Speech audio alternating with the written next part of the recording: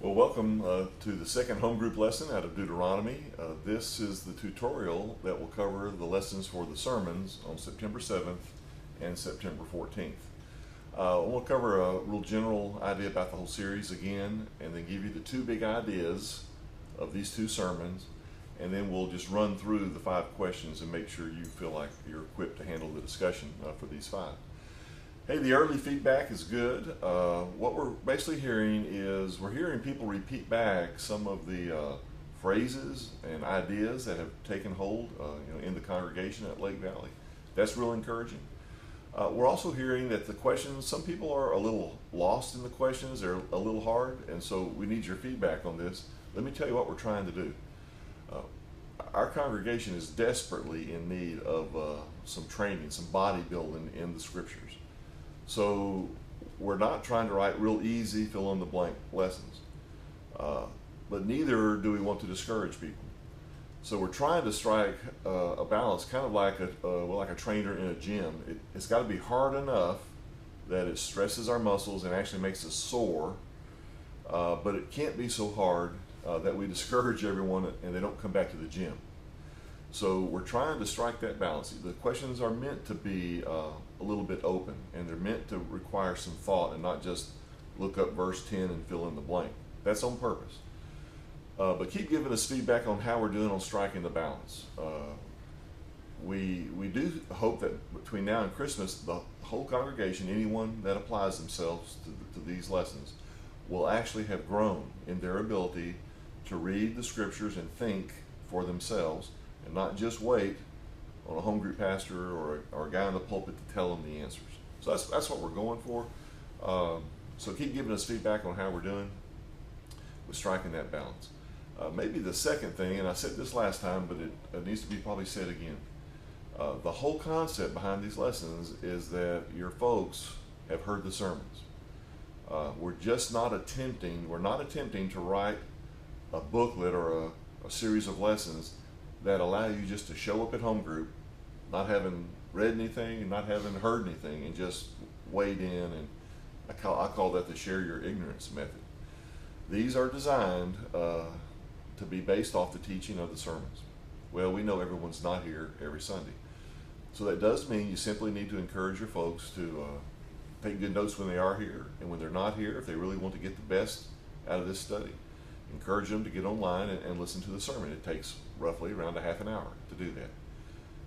And that way your group will come in with some good teaching, a good foundation.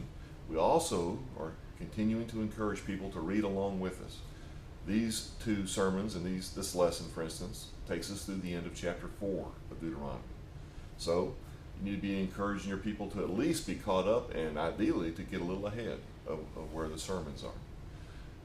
I think those are the two general things about this series that we want to keep emphasizing, and we'll say some of that from the pulpit occasionally, but we really depend mostly on you to just encourage your group.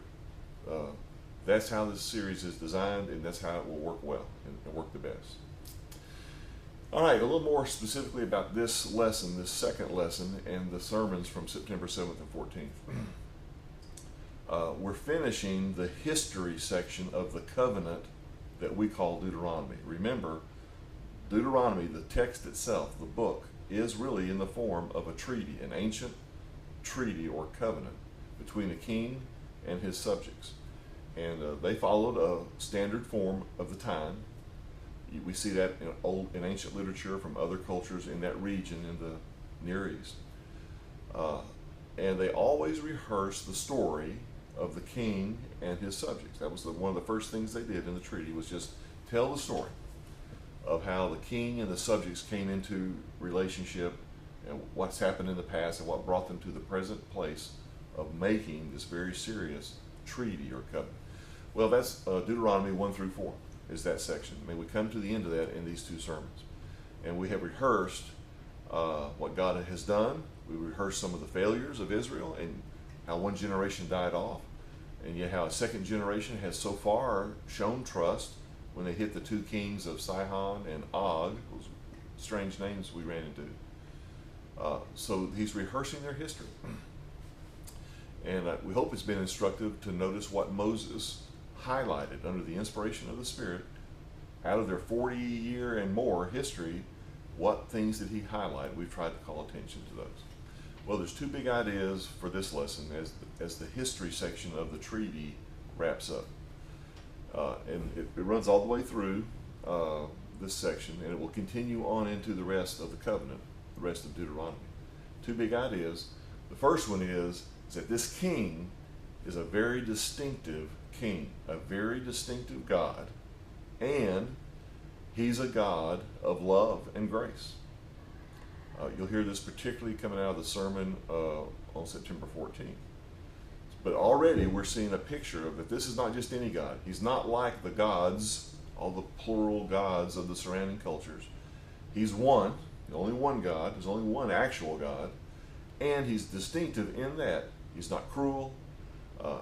He's not out to get them. He's actually out to bless them and through them the rest of the world. And he is, in fact, a God of love and compassion. So in that day and in that place at that time, that would have stood out. That's a huge distinctive of this section. Now the second big idea is attached to it, and that is he wants his people, remember the treaties between a king and his subjects, he wants his people to be a distinctive people, and like him, a distinctive people of compassion. And we'll see that develop even as we go through Deuteronomy. But already we're catching the early signs of that. Really, the sermon from September 7th hit this really well, that he does want his people to be a distinctive people, that they should stand out from all the peoples around them, that the way they live should be really a source of wonder to the nations around them. They should look at Israel and think, what a wise and understanding people. As we continue to read Deuteronomy, we're going to hear a lot of instructions about how they are to love and to be compassionate, even to strangers who wander in to the land that they're going to take. So these are the two big ideas: a distinctive God, one God. We haven't used this phrase much on Sunday morning, but we're talking about a radical monotheism. This was, and it still is today, frankly, a radical idea, that there's only one person, one God who can command our allegiance and loyalty. That was a radical idea then, and it still is today, as you'll see, hope your group will see in the lesson. But the second one is, he wants his people to be distinctive too, and like him, to be full of grace and full of love, a compassionate people. So we're going to keep working with those two ideas certainly as we go, but those are the two big ones we've seen so far. Now, and what I'd like to do here at last is just to step through the 5 questions. I have to grab my computer to do that. Let me step through the 5 questions and give you some idea of what I hope your discussion looks like as you go through the lessons. First one is pretty straightforward. It simply is asking if they, this is from the sermon from September the 7th, if they keep God's instructions, what kind of people will they become? And I quoted one of the verses a moment ago. But clearly the idea is to be distinctive, a people wise and understanding. They are to stand out from their surrounding cultures. And the second question is related to it. God's kingdom is to be a living demonstration project. And this is a more open-ended question now. A demonstration project of what? God's people are to be distinctive. They're meant to stand out. What are they meant to communicate to a watching world? That's what we're going after. How is that true for us at Lake Valley? And maybe even more important, what do we as a congregation need to learn, now not just in our head, but learn to live? What do we need to learn to live for that to be true for us today? If we're going to be a distinctive people of compassion, what can we learn from the story of Israel? Remember, we're learning the story so we can live the story, so we can tell the story with integrity. So in light of this hope that God has, that his people would be a distinctive people and like him, a people of compassion, where are we as a church and what do we need to learn? That's the discussion we'd like for you to have, and really I think that's fairly straightforward, and let that be open-ended. There may be lots of ideas, some better than others. That's okay. We're not driving for a particular answer here. We're wanting your group to really begin to get this sense that we're called. We have a distinctive call to be a people of compassion. All right. Now from the September 14th sermon, which is a great section, another section on the fact that the Lord alone is God. Radical monotheism. We ask you 3 questions here. I think the first 2 are pretty straightforward, but you'll have to work at getting past the stock answers, the typical Bible study answers. Question 3 is on the phrase "other gods." We know what that means: other gods, false gods, idols, whether they're made out of material like marble or wood, or idols of our imagination. But we want you to have a discussion and put that into kingdom terms, because that's what we're working on, is a kingdom treaty. In kingdom terms, what does it mean to have other gods or another king? And here, let your group discuss it, but what we're hoping they'll begin to talk about is, if someone is supposedly an American citizen, but gives their allegiance to another government, especially in times of conflict or war, we call that person a traitor. We value allegiance and loyalty and staying true to your country, in the case of a kingdom, to your king. So what we want is for your group to process a little bit the emotional part of having other gods. It's a betrayal to the God who has saved us. For Israel to follow other gods was a betrayal of a God who had saved them up out of Egypt. Later in the scriptures, God will even use the metaphor of a marriage. It's like committing adultery in a marriage to have another God, another king. So this is not just an intellectual idea. We'd like for your group to try to feel a little bit that this idea of other gods is a betrayal. It's like a traitor. It runs deep, and it's a place that we don't want to go, and we don't want our church to go. Fourth question is, what are the gods today that we're tempted to worship? And how does monotheism, or radical monotheism, one God, apply today? Well, everyone can answer this real quickly, and they'll probably talk about money and property and bigger houses, and that's no small thing. Those are idols. We do believe that we're entrapped in consumerism. I personally think the biggest problem in the American church today is not any of these social issues out there, it's consumerism. We do worship the idol of money and materialism. And even inside the church, on Sundays and when we're in a Bible study, we understand that there's one God, but how we actually live is we give our devotion, our allegiance, our loyalty, our energy, our time, our creativity, our thoughts, often to money, to materialism, to what we're going to have and get. So that will probably be obvious, but push even a little deeper with your group. What are other things that people give? And here's how to think about it. Not so much, no one has a shrine in their living room, but what do they give their imagination to? If you opened up their checkbook, what do they spend their money on? When we do have some time, whether it's like a vacation or just some spare time in the day, what do we want to do? What do we want to think about? Where does our life energy go? And those will begin to show us who our gods are, or to put it in kingdom language, who the kings are in our life. Who are the kings that compete with Jesus as king? That's the discussion we want your folks to have. And you'll just have to encourage them maybe to get past the initial answers. But I think that part of the lesson should be pretty straightforward. The fifth question perhaps is a little more open, less obvious answer. What does God really want from us, his people? And what is the best way that is transferred to the next generation?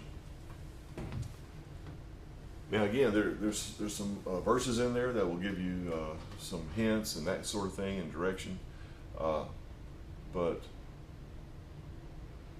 I don't know that there'll be just a verse that you can quote that nails the answer to that. So again, just let you be comfortable with some open-endedness, and maybe people will have to struggle and think about that. We're just really asking them to think about implications, to think about the heart of God. We don't want to just think, and Lamar taught this in the September 7th sermon, it's not just about compliance. I mean, truly, he wants our heart. Now, what does that mean? That he wants our energy, imagination, our life force, everything that there is about us. He wants it as king. And he wants us to pass that on both to friends and influence the people around us, and he wants us to pass it down through the generations.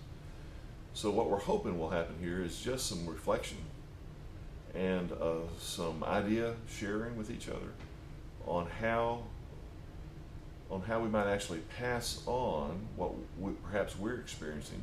And maybe the deeper question is, are we actually experiencing that? How much are we just complying? Are we just showing up on Sunday mornings because it's expected?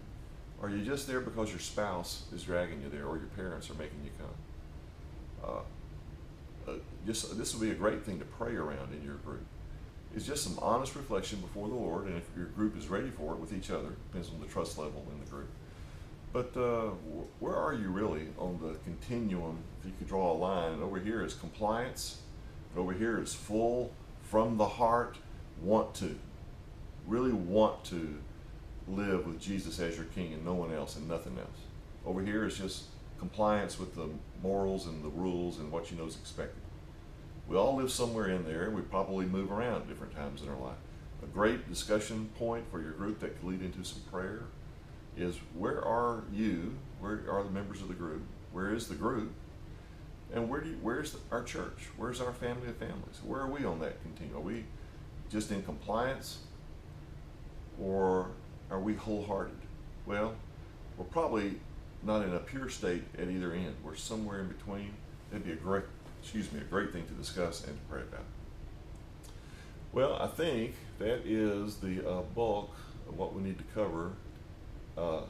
As a home group pastor, just keep encouraging your folks. The more they put into this study, the more that obviously they'll get out of it. If we're not striking that balance, let me repeat that from the first again.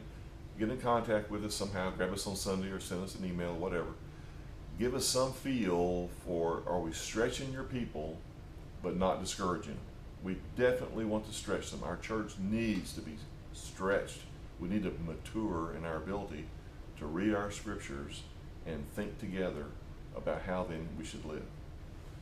So just let us know how we're doing on that, and we'll make adjustments. We'll change the way we're asking some of the questions if we need to, if you'll just give us some feedback. Thanks for your leadership. We're encouraged by what we're hearing. I hope you are. Pass along to us any feedback that we need to hear. Thanks, and that's it.